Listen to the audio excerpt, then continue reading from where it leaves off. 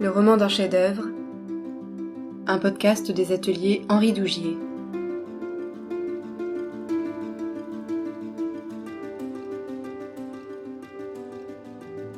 Certains tableaux ont cette étonnante capacité de nous réenchanter, corps et âme, de mobiliser notre mémoire, notre imaginaire, nos émotions. Mais comment sont-ils nés ? Dans quelles circonstances et à quel moment de la vie de l'artiste ? Chaque auteur de cette collection raconte la véritable saga d'un tableau, en le mettant en scène à l'époque et dans le lieu où il a vu le jour. Ces fragments de notre patrimoine universel sont une source inépuisable d'émerveillement et d'empathie. Face aux violences du monde, à nos peurs, à nos tentations de repli sur soi, la voix des artistes réconcilie, réveille et rassemble. Résonne alors en nous cette quête éperdue du beau, la beauté, simplement.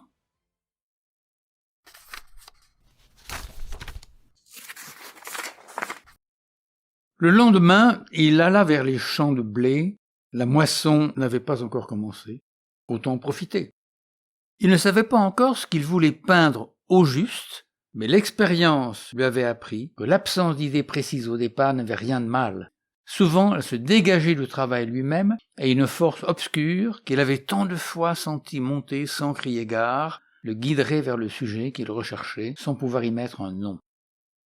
Il marcha sans bien savoir où il irait, confiant en sa bonne fortune et décidé à ne pas se contrarier. Les yeux de l'ombre en lui connaissaient la voie à suivre, les lieux chargés et les places insignifiantes. Il s'immobilisa devant une bifurcation, une sorte de trident de chemin s'ouvrait devant lui. Au centre, le premier qui partait droit devant, au milieu des blés, à droite et à gauche deux autres.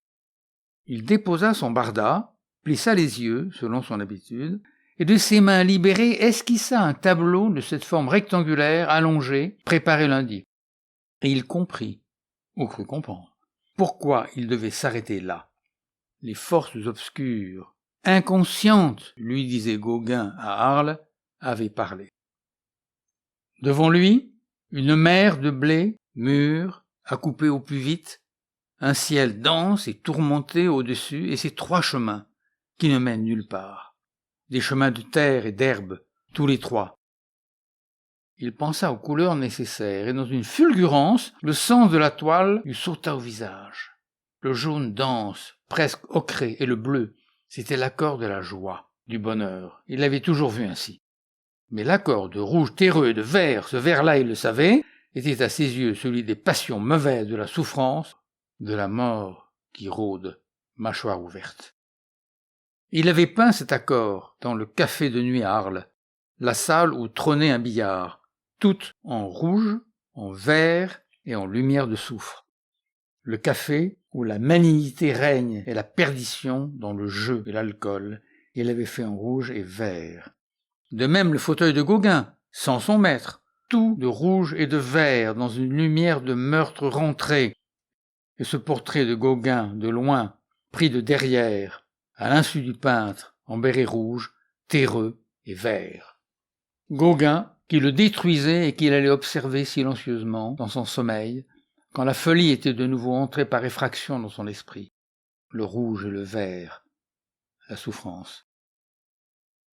Et il attaqua la toile comme la veille, avec le bleu de cobalt, souvent pur, la gamme de ses trois jaunes favoris, le citron et les deux chromes, 2 et 3, les terres, les ocres, et ce rouge anglais qui serpenterait avec son frère vert moyen pour dire la maladie, la mort, la souffrance et l'absence d'issue.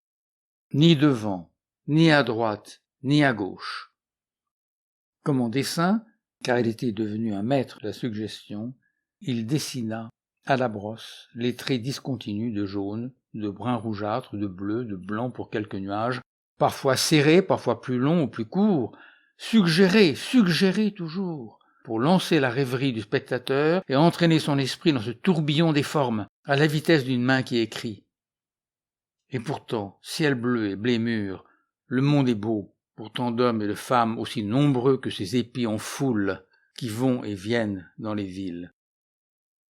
Il en était là de sa méditation quand soudain un vol de corbeaux effrayé s'entendit derrière lui, et s'éloigna à tire-d'aile au-dessus de la mer Jaune. Le noir, la mort, pensa Vincent, le voilà mon chemin, celui de ces âmes damnées. Il prit un pinceau, chargé, et libéra en noir le vol des corbeaux, telle une traînée qui s'éloignait jusqu'au coin droit de la toile, en diagonale, à la manière de Rubens, qu'il avait admiré dans la cathédrale d'Anvers. Il regarda longuement ce champ de blé aux corbeaux, image de son destin. Le monde si beau, et nul chemin pour moi, sinon la souffrance. La toile réunissait les deux accords majeurs de sa peinture, bleu, jaune, rouge, vert, dont elle avait tant parlé dans ses lettres à Théo. Il l'ignorait, mais nous le savons depuis peu. Ces deux alternatives sont celles de notre vision. Nos cellules rétiniennes et notre cerveau construisent toutes les couleurs du spectre à partir de la perception jaune ou bleu et rouge ou vert. Vincent, sans le savoir, avait poussé l'hyperlucidité visuelle jusqu'à entrevoir, tel un devin, les mécanismes les plus intimes de la vision humaine des couleurs. L'extrait que vous venez d'entendre est tiré de Chemin sans issue selon Van Gogh, un ouvrage de David Daziot paru aux ateliers Henri Dougier, qui mêle récit romanesque et enquête historique pour raconter l'histoire de Champ de blé aux corbeaux, l'un des plus célèbres chefs-d'œuvre de Vincent Van Gogh. David Daziot, bonjour, vous êtes romancier, scénariste de BD, biographe.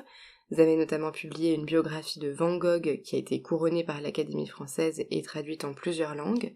Pourquoi aujourd'hui avez-vous choisi d'écrire sur Champ de blé aux corbeaux et en quoi, selon vous, ce tableau est-il représentatif de l'œuvre de Van Gogh ? Alors, Henri Dougier m'a contacté en me demandant si je voulais bien faire quelque chose sur Van Gogh et nous sommes tombés d'accord sur le Champ de blé aux corbeaux qui est un chef-d'œuvre de Van Gogh parmi d'autres, je le précise, mais c'est celui qui est certainement le plus connu. Le champ de blé, c'est un thème très classique chez Van Gogh, qui, lorsqu'il était enfant, partait en promenade autour de son village, de Groot-Zundert, où il a vécu jusqu'à 17 ans. Et c'est la première expérience qu'il a de l'immensité, de l'infini. Et il écrira plus tard... Beaucoup de paysagistes ne connaissent pas la nature aussi intimement que ceux qui ont regardé avec émotion les champs de blé dès leur enfance. On voit bien l'importance que ça avait pour lui. Et il y a un autre aspect pour le choix des champs de blé, si souvent comme motif de ses peintures, c'est que le blé devient du pain. Et pour Van Gogh, qui a une éducation religieuse protestante, le pain est la nourriture essentielle. Il cite plusieurs fois dans ses lettres la prière « Donnez-nous notre pain quotidien ». Et lui-même, quand il est dans un moment difficile, il a du pain dans sa valise. Quand il n'avait plus d'argent, parce qu'il consacrait les sommes que Théo lui allouait à acheter des couleurs, de la toile, du papier, etc. Et il jeûnait plutôt que de se priver de matériel. Alors je dois préciser une chose, il n'était pas pauvre. Théo lui donnait 150 francs par mois, c'était le salaire d'un bon vendeur dans une galerie de tableaux. Si on voulait avoir un équivalent aujourd'hui, c'est comme au moins 1500 € ou 1800 € par mois. Donc ce n'est pas rien. Mais c'est étonnant parce qu'on a vraiment l'image de Van Gogh comme un artiste maudit, incompris. Il est très associé dans les esprits à la pauvreté. L'image, donc, est en partie fausse. Il a toujours été subventionné et bien subventionné. C'est le choix qu'il fait de consacrer cet argent à la peinture exclusivement qui fait qu'il n'y arrive pas, qu'il y perd ses dents, il est parfois malade, il est affamé, il ne mange que du pain et du café, hein, mais il a cette étiquette de peintre maudit parce que il innove et il innove d'une manière telle qu'il n'est même pas reconnu au début par les peintres d'avant-garde de son époque. Oui, vous évoquez justement dans votre livre sa relation assez fusionnelle avec Gauguin, et vous dites que Gauguin lui-même n'appréciait pas sa peinture. Au début, Gauguin ne voit pas un peintre chez Vincent van Gogh. D'ailleurs, il a voulu lui enseigner la peinture et lui apprendre à peindre non pas d'après le motif, mais d'après l'imagination. C'était la pire des choses à faire avec Van Gogh parce qu'il était très fragile psychologiquement. Et pour aller dans l'imaginaire, il faut être solide à l'intérieur. C'était pas son cas.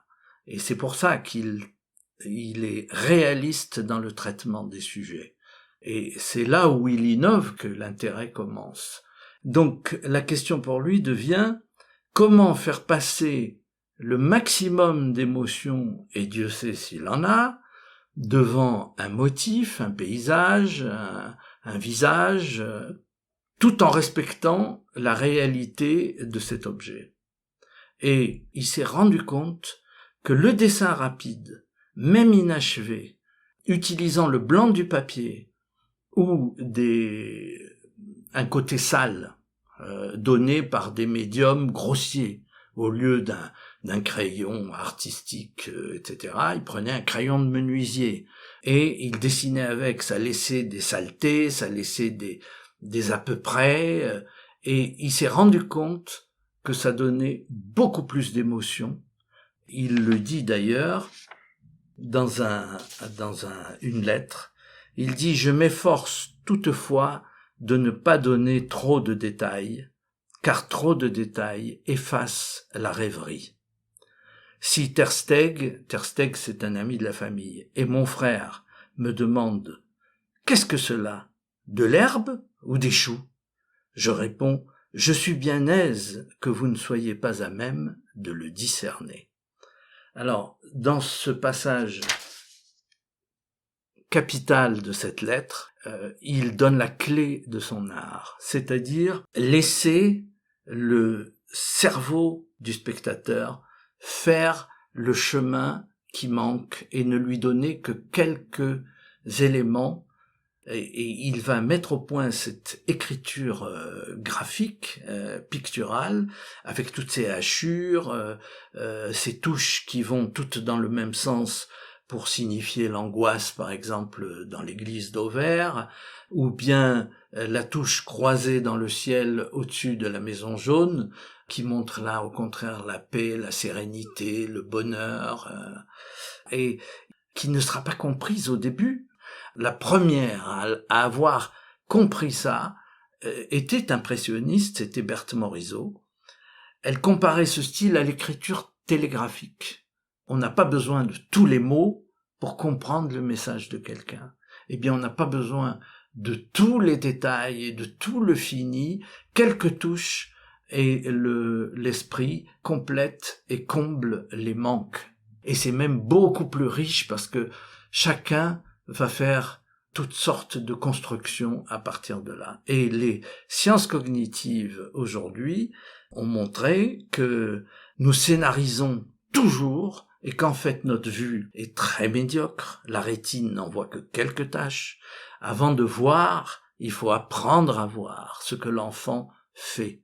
Et il n'a rien au début. Et c'est son cerveau qui va construire l'image en 3D, la stabilité des formes, etc., etc. Eh bien, la découverte par les impressionnistes de cette puissance du trait libre et de l'inachèvement et la compréhension, l'intuition d'une qualité que nous avons dans le cerveau archaïque et que nous partageons avec tous les mammifères pour la sauvegarde et dans la lutte pour la vie. Van Gogh a senti ça.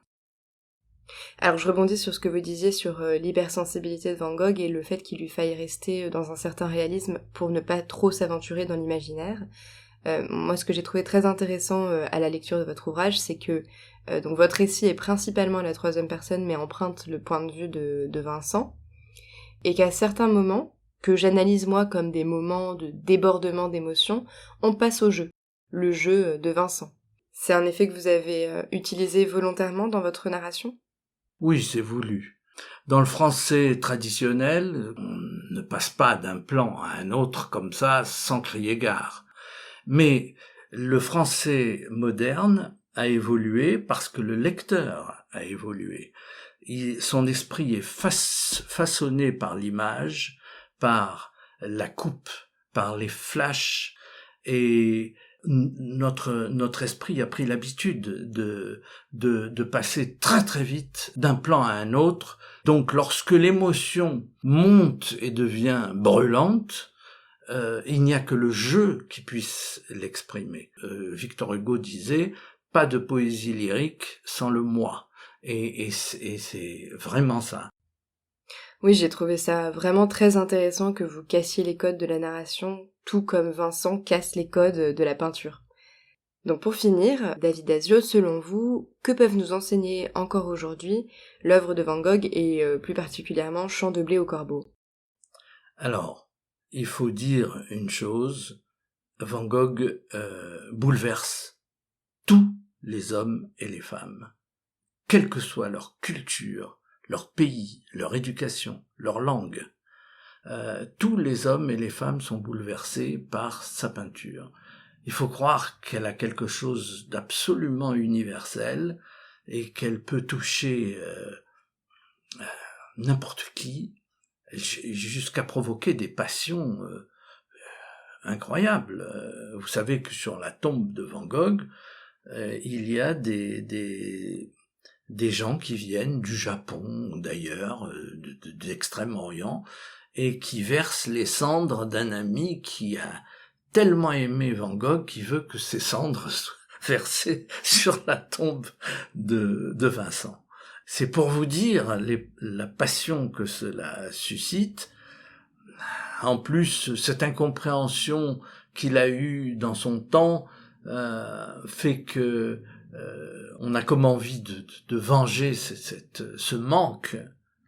Comment se fait-il qu'un homme aussi généreux dans son art, c'est un art d'une générosité absolue, n'a pas pu être reconnu en son temps, mais ça c'est le drame humain par excellence.